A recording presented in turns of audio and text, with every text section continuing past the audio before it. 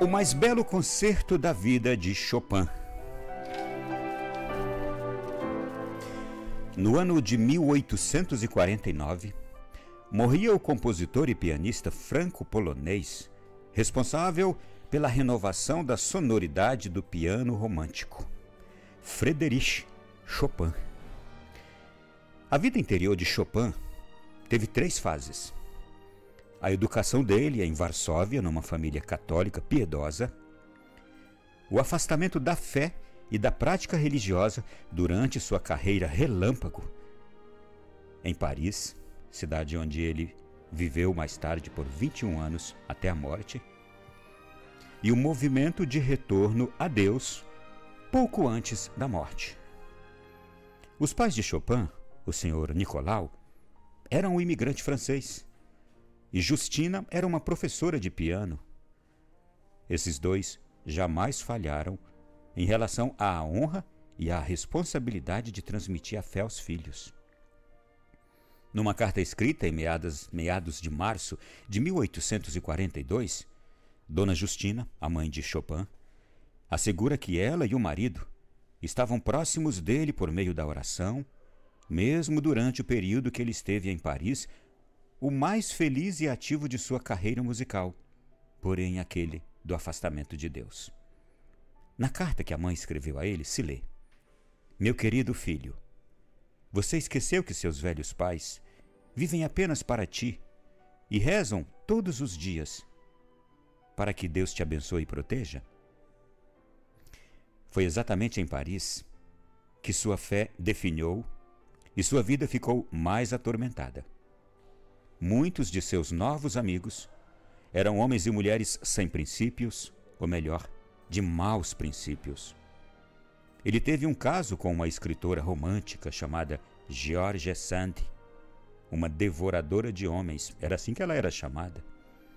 E depois de divergências de ideias e de personalidade, ela o abandonou em 1847.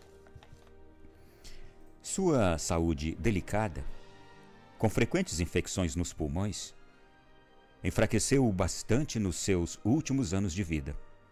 Então, um sacerdote polonês que vivia em Paris, chamado padre Alexandre Jelovik, amigo íntimo de Chopin, esteve próximo do músico em seu leito de morte. O próprio sacerdote viria a relatar detalhadamente o retorno de Chopin à sua antiga fé. Padre Alexandre se aproveitou do humor adocicado do compositor para conversar com ele sobre sua querida mãe Justina, uma boa cristã. Sim, disse Chopin, para não ofender minha mãe, eu receberia os sacramentos antes de morrer, mas não tenho por eles a consideração que deveria. Compreendo a bênção da confissão como o alívio de um coração pesado por meio de uma mão amiga, mas não como um sacramento. Estou pronto para me confessar contigo se desejares, porque te amo, não porque considero isso necessário. Era assim que estava a cabeça de Chopin. Mesmo ouvindo isto, o seu amigo padre não perdeu a esperança de salvar aquela alma. Na noite do dia 12 de outubro de 1849, o médico do músico, convencido de que Chopin faleceria muito em breve, chamou o padre Alexandre, que foi correndo ao encontro dele. Chopin, moribundo, apertou a mão do médico, mas pediu que mandasse o padre embora. Era seu amigo, mas pediu que mandasse ele embora. Pediu para dizer-lhe que o amava, mas não quis falar com ele. No dia seguinte, era a festa de Santo Eduardo.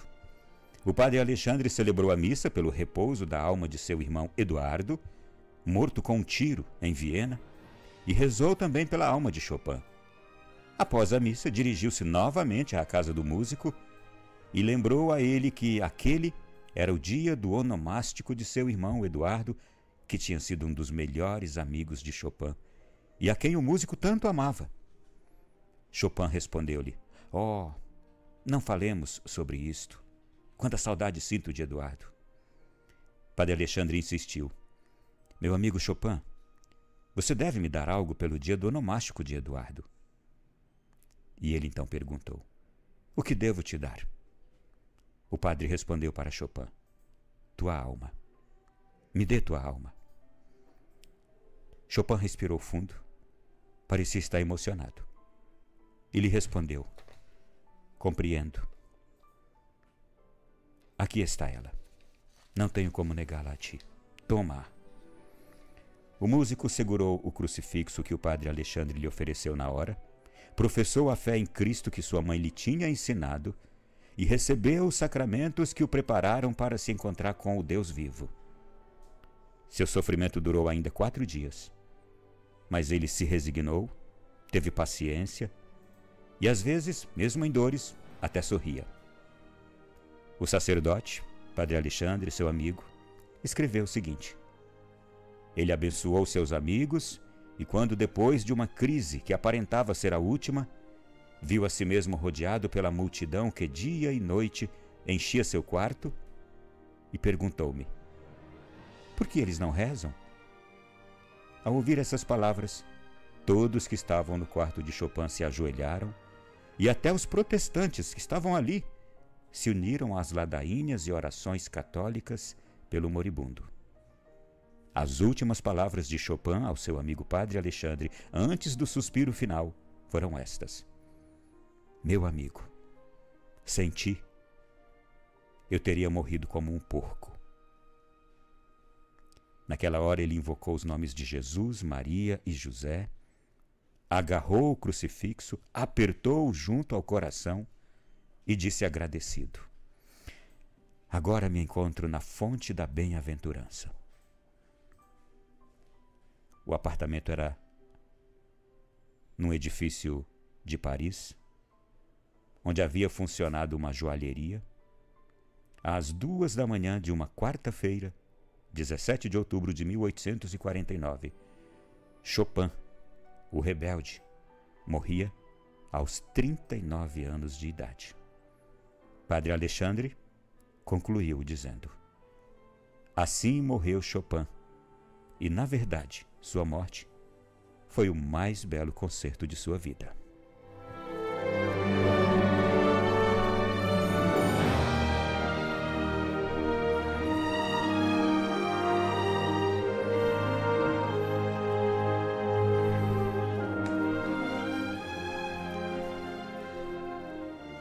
Meu irmão, minha irmã, assim como a morte de Chopin foi o mais belo concerto de sua vida, segundo as palavras do seu amigo padre Alexandre, e ele era um músico, eu desejo que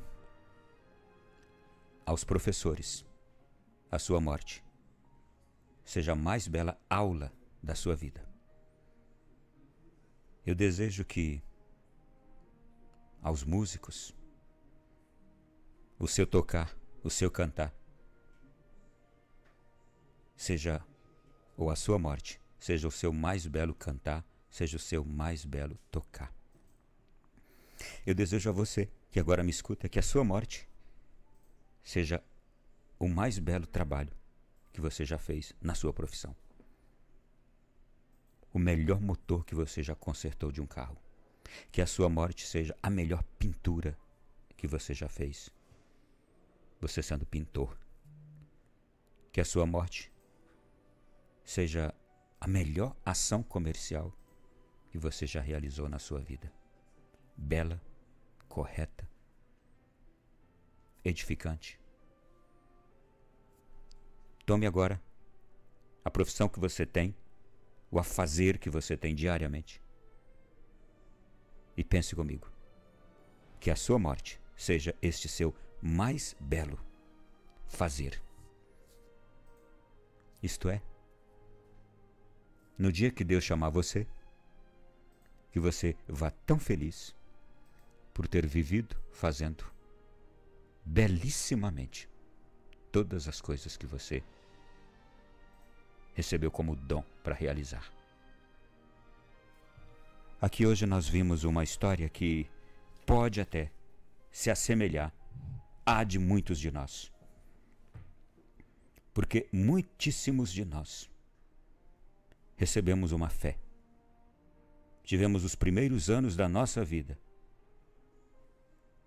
juntos aos nossos pais, caminhando para uma prática religiosa, No Brasil, a imensa maioria de católicos, mas muitos aqui, que eu sei que me escutam também, protestantes, indo para a escola dominical, indo para os cultos diversos. Crescemos assim. Quando chegamos a determinada idade, já achando que sabíamos mais do que os nossos pais, já achando que sabíamos mais do que os nossos professores, mais do que os nossos chefes, a gente então começou a se rebelar. Quanta gente se rebelou achando que sabia mais do que o pai, mais do que o professor, mais do que o patrão. Quanta gente rebelde neste mundo porque achou que sabia mais do que todo mundo a partir de uma determinada idade, e não muita idade. 16, 17, 19, 20, 23. Os piores erros a gente comete nessa fase aí. Também é a fase em que a gente mais comete acertos. Mas os piores erros a gente comete aí, e é quando muitos de nós se perdem. Não é uma regra, mas é uma imensa parcela da nossa sociedade que passa por isso. E depois vem a última fase. E essa eu desejo que todos passemos por ela. Todos.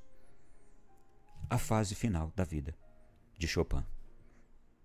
Assim como ele, que aqueles que, a partir de uma certa idade de rebeldia, viveram uma vida inteira, que possam retornar ao ponto primeiro, aquele dos anos iniciais, em que o papai e a mamãe nos ensinaram as coisas mais importantes da nossa vida: o amor a Deus, o amor à fé, a busca da religião, a prática de valores, de virtudes, de princípios.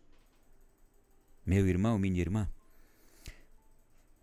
você que é hoje pai, mãe, padrinho, madrinha, tio, tia, avô, avó, por favor, faça um favor à humanidade. Tome essa criança que você tem hoje em seu poder, ensine a essa criança as coisas mais importantes da vida dela. Não deixe que ela se perca aprendendo coisas más, coisas erradas.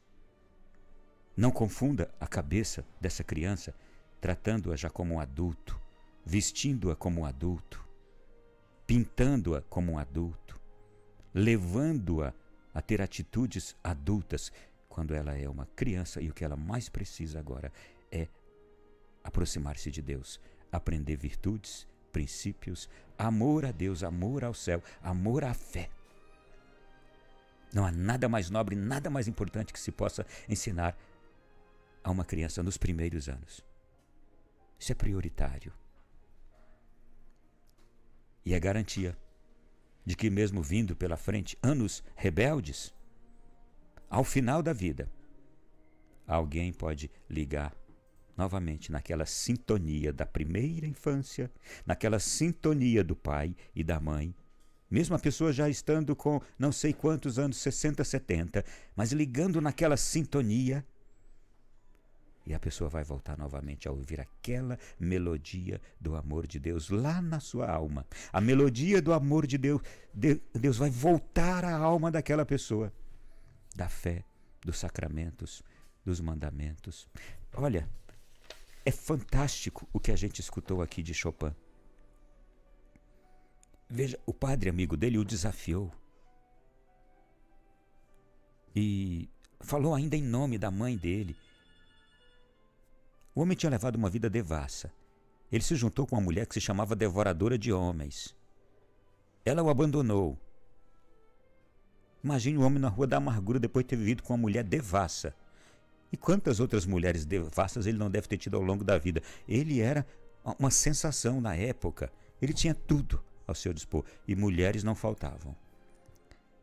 E veja um homem que levou uma vida assim. Era ele quem não se achava digno de morrer com Deus, porque ele tinha feito tanta coisa errada.